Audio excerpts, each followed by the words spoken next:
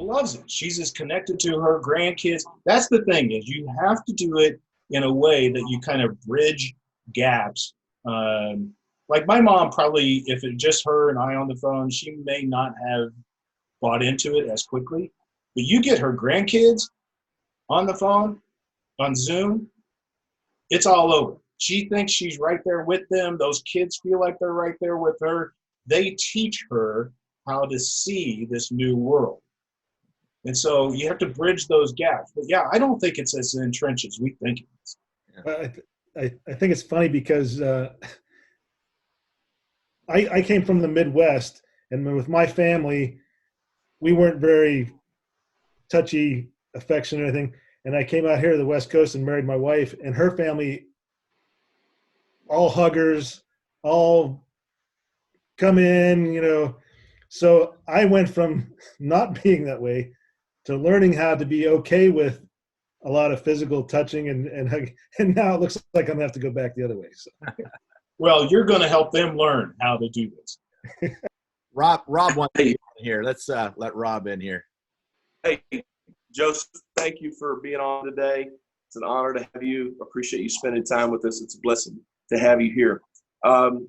Bringing it back to small groups. I love the 5 love languages, tremendous book, and it sort of illustrates how that we're all different. And while there may be cultural shifts in time, I think ultimately everybody has a different personality. Everybody perceives connection differently. I love the psychology of your book and the way that you present that sort of itch that needs to be scratched by everyone to belong to something.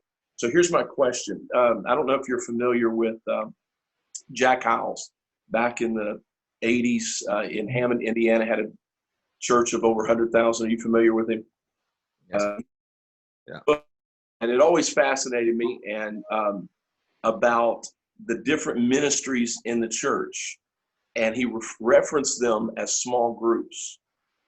And I'm just curious, from your perception, since you're dealing with sort of the psychology of this, the greater drive that small groups scratches in our culture.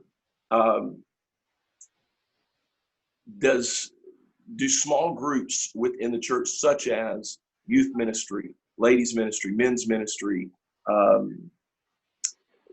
just the various ministries within the church, do they scratch the same itch that small groups is now targeting? Well, Rob, I think that it's a great question. And by the way, it's an honor and pleasure to be on with you guys. I really appreciate it.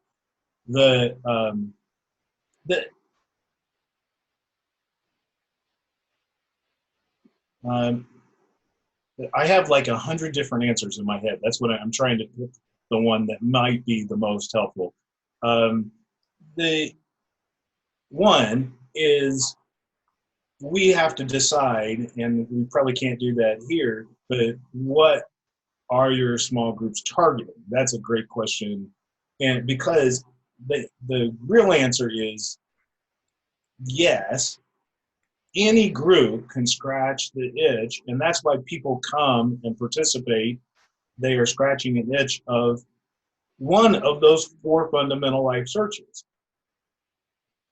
It gives them identity, one or more. It gives them significance, it gives them hope, or it gives them a sense of belonging. That's why they come. And so, and that's why they come to your small groups, by the way. And if you're not providing one or more of those, then that's why people drop out. People don't have the time to not do something that feeds one of those 4 significant searches. And by the way, it's not just our time. They've never had the time to do it. Yeah, I think that it doesn't matter what we call gatherings. They can scratch one of those itches. Now, if by small group you mean a specific space, like a personal space, or a social space, the answer is still yes, but people are maybe a part of those other groups to be in other spatial connections. Does that help or not? Rob, does that help you out? Yeah, Yeah, that's exactly what I was. And the reason why I ask is there, like doctors already mentioned, that there are people that will not go to small groups, yet they attend, Jack Hyles' version of small groups, Sunday school, or they attend men's ministry, but they won't attend small groups. I just wanted a little bit of clarity on that. Yeah, and like I said in the book, the research shows that only 30% of the people at any one time really need you to supply this thing that we call small groups. They already have it in their lives. So some people show up because of guilt or whatever, but only 30% of people really need you to do that in their lives on a constant basis. I know that's bad news for some of you. And it doesn't, like, for instance, I've worked with, I don't know, let's just say hundreds of churches, and I can show you how to get 100% of your congregation in small groups. I can show you how to do that, but not for all time. And in fact, it probably would be one of the most unhealthy things you ever did for people's everyday life. But I can show you how to get all of them in for a certain amount of time. Joe, we're starting to get some questions coming in on the chat function down here. So are they cussing at me now? Well, there's some good questions. In fact, Ben is kind of a follow-up to what you're just talking about.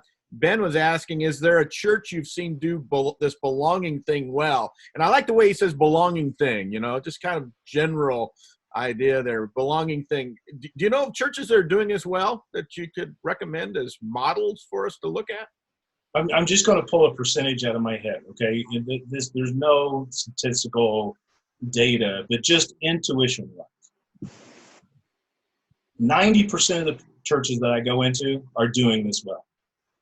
And I would guess the churches that I go, if I went into your churches, I would say the same thing. It's just that you're not recognizing that you're probably doing as well as you're doing, and you're guilting yourself into feeling like you should do better in places that people may not need you to do better. You think part of the problem is our metrics for, kind of decide what is belonging? Uh-oh.